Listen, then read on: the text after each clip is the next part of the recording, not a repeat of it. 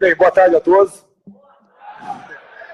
Muito obrigado pela oportunidade e agradeço a Deus por, nesse momento, poder se apresentar ao Brasil como uma alternativa, uma possibilidade para o futuro. O que marca a minha vida, né? Eu sou uma pessoa igualzinha a vocês. Não há diferença entre nós. Fiquei 17 anos no Exército Brasileiro. Estou no 7º mandato de deputado federal. Não tive problemas em Brasília, com corrupção. No resto, faz parte. O parlamentar que não quer fazer valer as suas ideias está no lugar errado. Lá é o lugar do debate. Para isso, vou botar a senhora da OAB aqui, temos o artigo 53 da Constituição que nos daria a tal da imunidade parlamentar, a nossa inviolabilidade. Eu sou o único parlamentar que está sendo processado no STF por palavras, mas não vem o caso aqui. Eu quero começar pelo final, porque é uma notícia que chegou agora. Na van, o pessoal pergunta, fica olhando, né? Pô, o cara está vendo aí o WhatsApp, não sei o que. Eu estou vendo. O mundo é dinâmico. É diferente do meu tempo, quando eu era jornaleiro, em 1970, no Vado Ribeira, que eu entregava o jornal, né? Era o jornal Estado de São Paulo, e chegava 13h o jornal pelo ônibus e entregava, e o pessoal se informava à noite, notícia do dia anterior. Bem, eu vou começar do final, porque, eu no meu entender, alguns acham que eu estou exagerando, né? Lá em Brasília, jornalistas em especial. O Augusto Nunes mesmo me criticou no tocante a isso. Tem a ver com a nossa China. E tem a ver com a China e ver conosco. Tá pronto? Aí vocês vão ler aqui. Então, olha só, pessoal. Nós estamos numa terra maravilhosa. Nós somos aquela donzela, né, que todo mundo quer namorar. O Brasil tem tudo que a grande maioria dos outros países não tem. Então, nós somos alvo de cobiça. Quem tem uma região como, por exemplo, a Amazônia? Ninguém tem.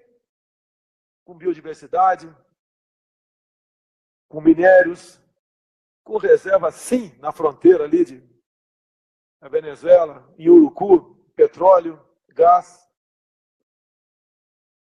Um potencial hídrico incomensurável. Grandes espaços vazios. Quem não está de olho nisso? Só muitos de nós não estão preocupados. Então, é o quadro anterior. Então, a notícia agora, porque ela fez parte da minha pauta de agendas um pouco reservadas nos Estados Unidos. Eu fui lá conversar com o mercado, mas também com autoridades americanas. A notícia da China hoje. China alardeia seu poderio e anuncia o começo de uma nova era comunista. Nada mudou. Quem fala que a China é capitalista mas o comunismo está lá. E o segundo quadro, né, termina ali. Não haverá espaço para divergências. Ponto final. Hoje, na Coreia do Norte, o nosso querido Kim Jong-un só fala grosso porque tem a China atrás deles. Nós estamos num mundo que interage. Nada se faz sem incomodar ou agradar quem está do nosso lado. A China tem 1,4 bilhão de habitantes. Uma população 7 vezes maior do que a nossa. E eles estão jogando War. Aquele joguinho, tem os mapas e o dadinho que a gente sabe que quem tiver um pouco de paciência, e o chinês tem de sobra, ganha o jogo. Eu nunca perdi um jogo de War, a não ser que eu tivesse azar na primeira jogada. E eles não jogam para perder. A mensagem está bem clara. Eles estão dominando o mundo. Dominaram Angola e alguns países da África subsaariana. Há poucas semanas, o presidente Trump determinou em decreto que nenhuma empresa americana pudesse ser vendida para chineses. Aqui no Brasil está o contrário. Quando se fala em privatização, eu sou favorável sim, mas por um viés de tu buscar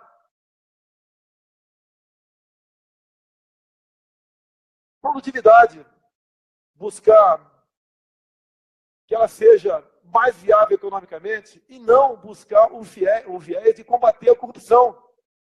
Então, se falar em privatizar apenas para combater a corrupção, nós estamos dando uma prova que nós somos incompetentes. Me critico de ser estatizante. No período militar, não tinha como você criar grandes empresas no Brasil sem que elas fossem estatais. Quem faria Itaipu? Se não fosse aí o governo daquele momento. Nós fizemos muita coisa, um pouco mais de 20 hidrelétricas, e agora o governo começa a entregar isso daí. O que é estratégico, nós não podemos entregar para ninguém. Não é apenas um chinês, é para ninguém. Onde o mercado fica contra mim. Agora, a maneira como o Brasil está caminhando, eu vejo com muita preocupação qual é o futuro da garotada, que a maioria está aqui em cima. Nessas empresas que estão sendo vendidas, em especial para chineses, né? Não há muita diferença para outros países, mas o chinês está jogando pesado aqui. Quem comporá o quadro ali de diretores, de engenheiros, de pesquisadores, seja lá o que for, serão chineses. Para nós, brasileiros, vai sobrar o quê? A faxina. Nós vamos acabar sendo inquilinos dos chineses dentro do nosso Brasil. A China já comprou, já praticamente aqui, está dominando o catalão, quando se fala em Nióbio, né? Aqui em Araxá, está dominando o catalão. Uma coisa que só nós temos, nós é que temos que dar o preço. E aquela velha pergunta, em Araxá, existe alguma pesquisa sobre Nióbio? Vamos continuar exportando in natura, isso que nós chamamos de commodities, até quando essas riquezas que Deus nos deu estarão disponíveis para nós? Muitos desses minerais têm uma data para se exaurir. Vamos viver como depois dessa exaustão? O Brasil não investe em pesquisa. O país que não investe em pesquisa está condenado a ser escravizado por quem investe. Cadê o nosso Vale do Silício? Nós temos que começar um dia. Se não for o Vale do Silício, o Vale do Grafeno, o Vale do Grafite, o Vale das Terras Raras, seja o que for, mas tem que começar. O que tem em Araxá, no tocante a Nióbio, é a vista apenas das minas, mas nada além disso. A China investe pesado nessa questão, acabou de fazer um gasoduto de 9.000 quilômetros com nióbio nosso. E com mesmo a bitola se transporta o dobro de gás e a possibilidade de esses dutos sofrerem qualquer variação é infinitamente menor do que um duto normal que tem por aí. A Alemanha investe em chassi de automóveis. O Japão, em vez de liga de aço para prédio, investe com isso também, bem como a questão até mesmo de bijuteria. A questão do grafeno também, vou ser bastante rápido nisso, já praticamente está na prancheta uma super bateria. O que é a super bateria? Permite que um carro com essa bateria de nióbio seja recarregado em poucos segundos. Ou seja, quando se toma um café num posto, né, se ganha uma autonomia de mais 700 quilômetros. Nós estamos ficando para trás de tudo isso aí. Por que eu falei em grafeno também? Porque as montanhas de grafite que nós temos em Miracatu, Vado Ribeira, que é a região mais pobre, uma das regiões mais pobres do Brasil, pelo menos de São Paulo, né? O que eu consegui levantar é que o chinês participa dessas demarcações. O chinês tira nióbio do rejeito, que é a magnetita, de uma empresa mineradora em Cajati, e exporta como se fosse minério de ferro. Nós temos o que o mundo não tem. No passado não criaram a OPEP, nós não precisamos criar a Organização dos Países Produtores de Nióbio, que só nós temos. Nós temos que investir nessa área. E a China está entrando no Brasil de forma bastante agressiva. Chegará um ponto que nós não teremos mais como reverter esse quadro. Eu sei que aqui, amanhã, né, em Uberaba, o tema será um pouco mais voltado para isso, o agronegócio. Volta novamente a se discutir a possibilidade de vender terras agricultáveis para estrangeiros. Basicamente, quem vai comprar? A China. Nas mãos de quem estará a nossa segurança alimentar? Na mão dos chineses. Nós queremos isso para o Brasil? A pressão por privatização é válida. Eu acho que muita coisa tem que ser privatizada, também extinta no Brasil, mas não com esse viés. Estão acabando com o nosso Brasil. Isso não é um discurso nacionalista, é um discurso realista. Vamos lá. Ao longo de 62 anos de idade, há pouco tempo, né, 3 anos, eu comecei a pensar, né, poxa, tem tanta gente aqui que ocupa o governo, Dilma, Lula, agora o Temer, né, mas naquela época eu não pensava nele. Quem são essas pessoas? Qual é a sua bagagem cultural? O que eles têm a oferecer? Qual é o projeto deles? O projeto deles não são vocês, o projeto deles é um projeto de poder. É chegar e não sair mais. O que a gente tem que fazer para chegar lá? E sozinho, eu comecei a articular. O primeiro passo, aprovar o voto impresso, para não participar de algo que nós não temos como dizer que é palpável por ocasião das eleições do ano que vem. Uma eleição que não tem como ser auditada. Até a imprensa perguntou agora há pouco, né, que sanções você tomaria contra a Venezuela? Poxa, as nossas Forças Armadas, com todo respeito, eu sou capitão do Exército, estão completamente debilitadas. É umas Forças Armadas que a aeronáutica está virando infantaria. A nossa querida Marinha de Guerra também estão com seus navios com prazo de validade vencida. O que fazer contra a Venezuela? Eu falei, ó, o que eu, se fosse o presidente, faria? Jogaria pesado numa questão. Queremos um sistema eleitoral na Venezuela que possa ser auditado. E ponto final. Nós temos isso para o ano que vem, mas não está garantido ainda. O governo tentou, há poucas semanas, revogar essa lei, né, essa parte dessa lei, que tratava do voto impresso. Não conseguiu. Não sei se vão jogar agora no Supremo Tribunal Federal. Por quê? O pessoal já ouviu falar em sistema. O que é o sistema? O sistema é aquilo que conduz uma nação. Muitas vezes você não enxerga, né, mas ele existe. Se o Supremo vier a tornar inconstitucional o voto impresso, eu tenho certeza que as eleições do ano que vem será decidido, se tiver segundo turno, entre um candidato do PT e um do PSDB. Não vai ser eu que vou estar nessa guerra, tenho certeza disso. Por quê? Tudo nós desconfiamos do Brasil. Não vamos desconfiar do sistema eleitoral? Ainda mais quem entende um pouquinho de informática, eu não entendo nada, né? Se entra na NASA, de vez em quando o pessoal entra no sistema bancário, dizem aqui que o sistema russo interferiu nas eleições norte-americanas. Não temos outro caminho se não for assim. E a gente começa a andar o mundo, o pessoal pergunta para a gente, né? Como é que pode vocês, com tudo que vocês têm, tudo, terras agricultáveis, minérios, região para turismo, água potável, tudo, ser essa coisa que nós somos aqui? Quando eu tive em Israel, né, brasileiro lá, não querem voltar mais para cá, apesar de sentir saudades.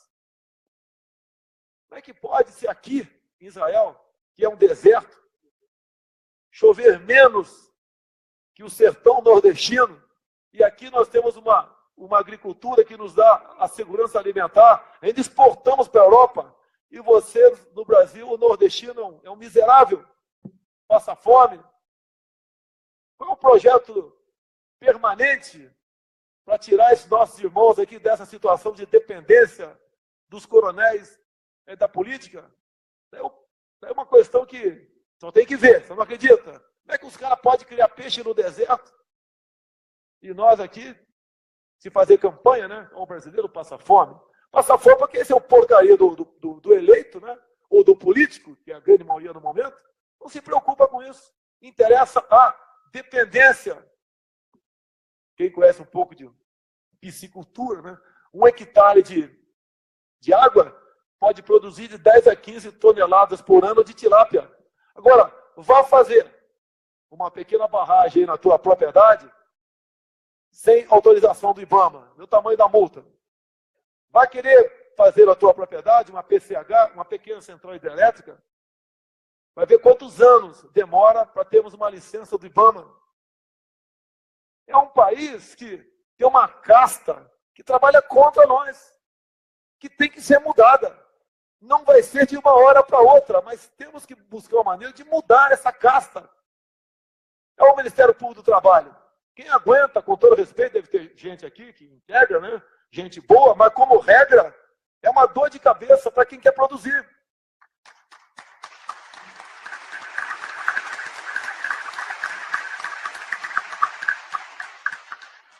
O que eu estou falando não dá voto. Não dá voto. Mas não estou preocupado com voto. Não tenho obsessão naquilo que pretendo me propor no ano que vem. Se acontecer, vai ser uma missão de Deus. Me perguntaram um tempo atrás, como é que eu posso sonhar e me eleger presidente sem mentir? Porque com todo o respeito que eu tenho aos brasileiros, parece que o pessoal gosta de ser enganado. Eu falei, então eu vou perder. É muito simples. Vou cuidar da minha vida. Em 2019, ou estou na presidência ou na praia. O que você acha que é melhor? Eu acho que é praia.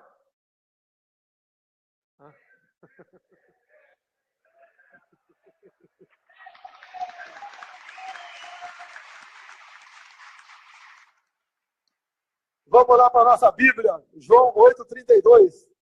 Reconhecereis a verdade vos libertará. Sem verdade, a gente não consegue viver em casa, um homem e uma mulher. Na mentira não dá certo um casamento. Sem confiança. O Brasil precisa, para começar a funcionar, um presidente que seja, olha o palavrão que eu vou falar aqui, hein? Honesto. Outro que tem gente que, o Estado é laico. Que se exploda, pô, eu tenho fé. Quem não tem, respeito da mesma maneira.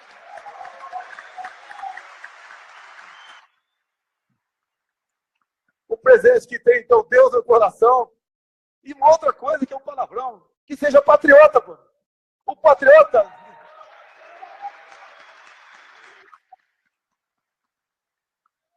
Uma mania de falar que patriotismo é coisa de militar quadrado. Todos nós temos que ser patriotas. Nos Estados Unidos, aproveitei para um carro alugado lá, andar pelas vilas. Cada 20 casas tem uma bandeira dos Estados Unidos. Aqui, eu acho, com todo respeito, se eu buscar aqui em Uberlândia, né, talvez acho uma meia dúzia. Talvez. Alguém conhece uma casa de uma bandeira na frente aqui? Ninguém conhece? Ok. Mas o que acontece? Nós somos levados a não acreditar nos nossos símbolos. A bandeira nossa, temos que nos orgulhar dela. Hoje em dia, coisa simples passa a ser vergonhoso. Na gestão do Haddad ali, foi uma pressão enorme, né, em parte conseguiu. A escola não comemora mais o Dia das Mães, ou o Dia dos Pais. Mas por que isso? Não se fala mais de comemorar um Natal. As coisas mais simples vão deixando de lado.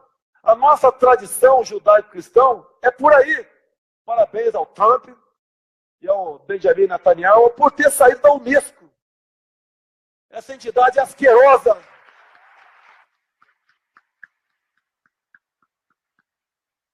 Que busca, mais do que tudo, nos dividir. Porque nos dividindo, eles conseguem nos explorar. E quando se fala em luta de classe, né, o pessoal está cansado de ouvir isso aí, né? Branco, negro, homo, hétero, essa história toda. Nem Angola no passado era negro contra negro. Como é que está Angola hoje em dia? Uma questão muito importante. Eu tive na Universidade Mackenzie, em São Paulo, há pouco tempo. Fui ver lá a pesquisa do grafeno. O que é importante? Não vou falar do grafeno. Tá? O que é importante que eu vi lá? Eu vou lá, fizemos contato, fui muito bem recebido. Na portaria tinha um pessoal lá fazendo manifestação contra mim. Fui eu mais 2 pessoas. A Folha de São Paulo desceu o pau em mim, falou que eu usei dinheiro da Câmara. Usei sim, para não ter dúvida. a minha verba de gabinete é para andar pelo Brasil, e não fui lá fazer campanha, a Folha disse que eu fui fazer campanha, ok? E vi lá, fui no alojamento dos pesquisadores, mais de 80% mais ou menos são estrangeiros. E tem uma menina que me chamou a atenção, né? Porque quando a gente olha aqui, se tem alguém sueco, finlandês, né? Se tem aqui do Haiti, a princípio a gente nota, porque é uma cor da pele diferente. É mais branco, é mais negro, o caso do Haiti, ou de Angola, você conhece. E viu a menina diferente pesquisando lá, e com os outros não consegui falar. Nem falei bom dia, porque não ia entender a minha língua. Daí falei para a menina, boa tarde. Ela falou, boa tarde. Bem, fala a nossa língua. De onde você é? De Angola. Alguém acha que o governo de Angola, do Congo, do Sudão do Sul, vai mandar gente tua para pesquisar grafeno em São Paulo? Quem mandou para lá foi o governo chinês. O nosso Brasil, nós temos tudo para sair dessa situação de crise que nós nos encontramos. Tudo. Ninguém tem o que nós temos. O que está faltando para nós? Daí vem, já sei que vão fazer a pergunta daqui a pouco, né? Porque vou ficar aberto a perguntas. Como é que se governa esse país sem dar carniça para o urubu ou carne para os leões? A história é como se governa. Vocês viram esses dias, acho que foi uns 3, 4 dias no Jornal Nacional, talvez tenham visto em outras televisões, né? Na Globo vejo o Jornal Nacional, os outros programas eu não assisto.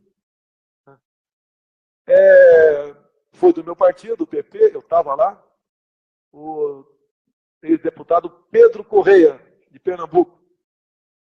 Ele contando na delação premiada dele, porque na delação você tem que abrir o jogo. E ele falando, chegou o momento que o governo, que era o Lula, né?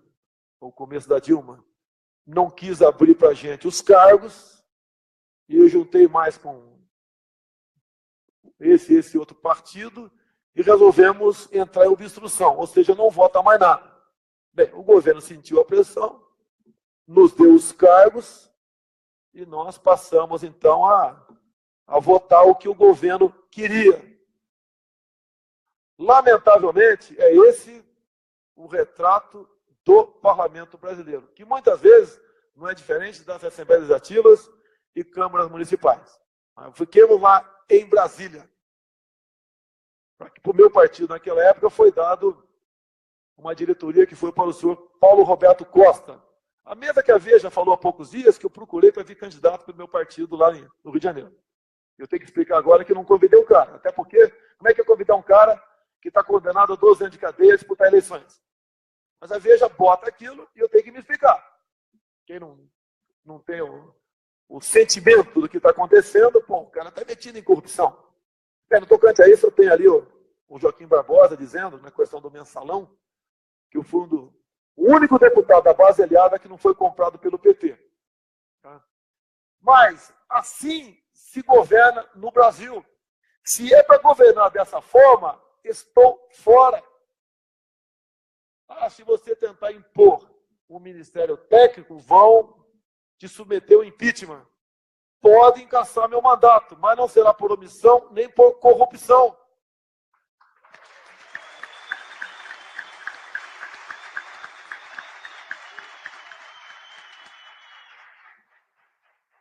Tenho muito mais do que eu acho que deveria ter.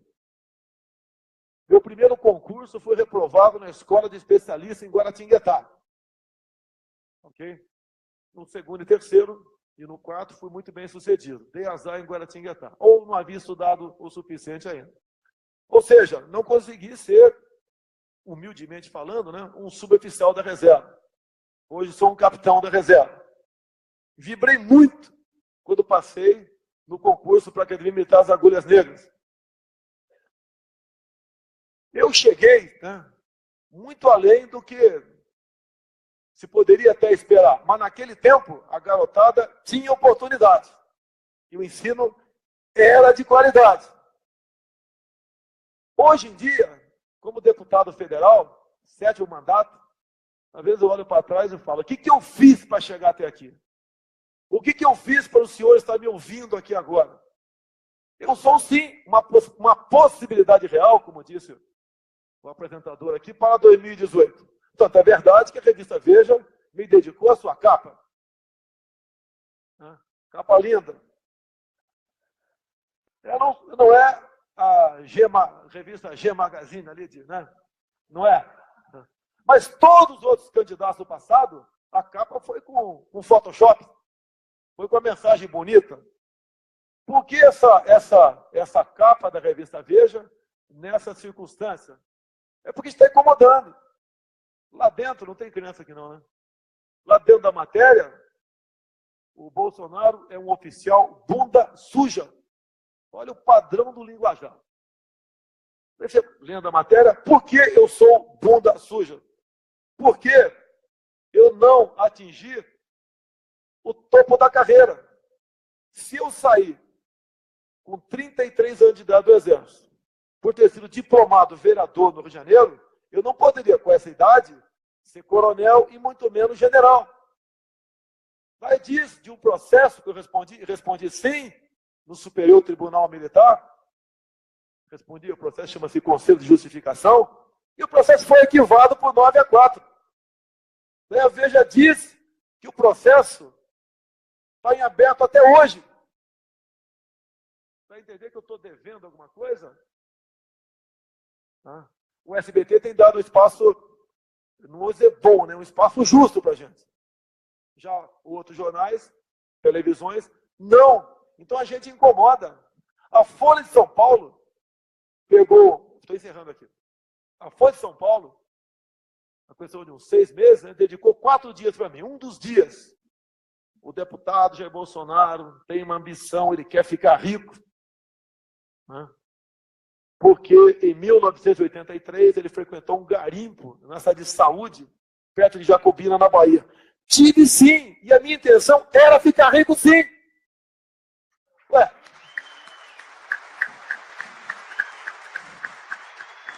Eu vou para um garimpo, que é uma vida de cão. Meu pai garimpou há muito tempo, eu aprendi a mexer com bateia e com jogo de peneira. Pintou a matéria, tem Serra Pelada na Bahia. Eu fui para lá, pô, estava de férias. E o cara acha que eu jogo na Mega Sena para ficar pobre, para dar o dinheiro para vocês. Não tem o que falar. Hoje nós temos as mídias sociais. Isso daqui, em grande parte, aí, matou a imprensa tradicional. Veio agora comigo um antagonista. O antagonista está fazendo uma matéria, tem feito matérias, né, sobre o Brasil que reflete a verdade. Já está ocasionando aí ciúmes de jornais. A imprensa, eu quero uma imprensa livre, mas que tenha responsabilidade. Eu fiz a minha campanha útil para deputado federal e gastei, o meu partido botou na minha conta 200 mil, né? Daí eu vi que o doador originário era JBS Friboi e falei, eu não quero, devolvo. Eu quero do fundo partidário. Mas gastei na última campanha minha, de um federal em São Paulo, que é meu filho, e de um estadual do Rio de Janeiro, 400 mil reais. Dá para se fazer campanha dessa forma. Eu acho que até gastei demais. Mas fui o mais votado do Rio.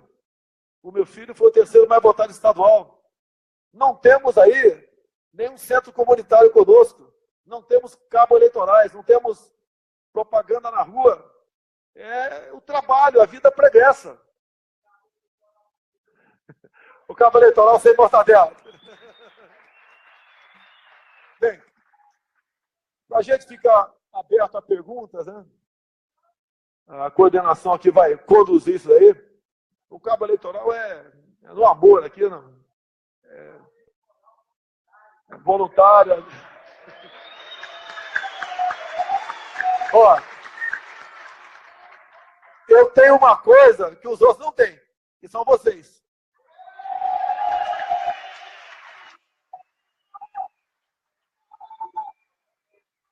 Aqui ninguém está interessado em ter qualquer ganho individual. O dia que o Brasil estiver bem, todos nós estaremos bem. E não o contrário.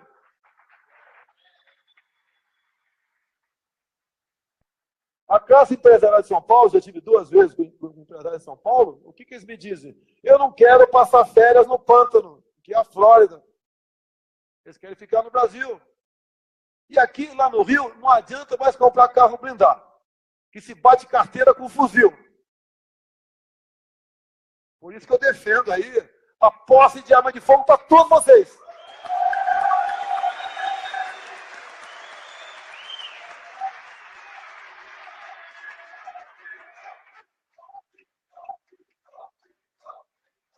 E tudo isso que eu faço, eu estou baseado lá nas leis americanas. Por isso que eu defendo para policial militar, nobre colega da OAB, o excludente de licitude. Diz que eu quero dar carta branca para o policial matar. Quero sim.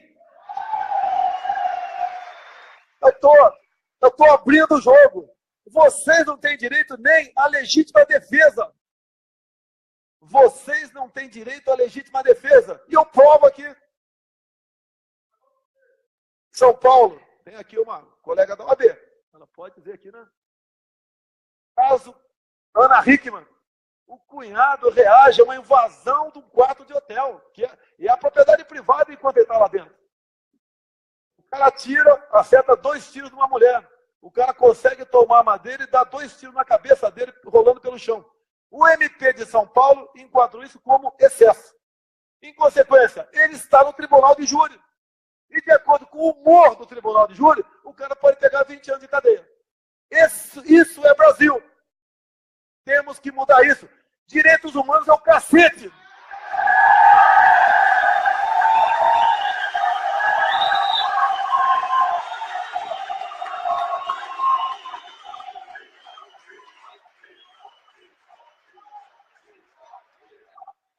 Para essa cambada, não tem que ter direitos humanos. E se eu chegar lá, não vai ter dinheiro de ONG para essa canalhada. Esses vagabundos vão ter que procurar outra fonte de renda. Porque vocês, sofrem as consequências. O cara pergunta, né?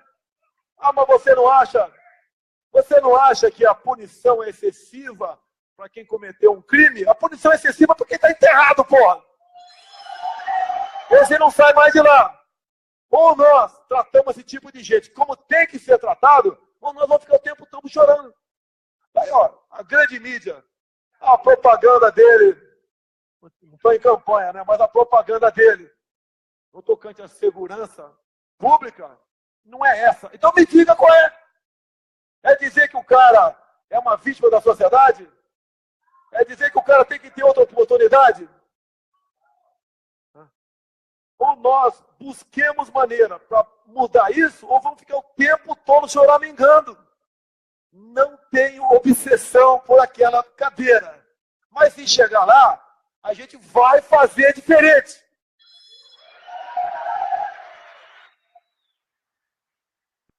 Olha o pessoal que produz, vai abrir uma empresa hoje em dia. Eu quero dar oportunidade, não o primeiro emprego, a primeira empresa. Para aqueles que falam em direitos, vai sentir o que é ser patrão. Ele vai mudar a maneira de ser. Hoje em dia, o salário é muito para quem paga e pouco para quem recebe. Ou nós conscientizemos a todos que devemos ter menos direitos e mais deveres, ou então, todos nós, brevemente, estaremos numa situação de igualdade, ou seja, na miséria. É isso que a esquerda prega e faz o tempo todo. Onde esses caras chegaram, olha como é que vive a população. Olha a Coreia do Norte, olha Cuba, olha para onde está indo a nossa Venezuela. Tem que ser radical? Sim! Ah, o Bolsonaro é radical. Ué, quer que seja o quê? Um banana? Você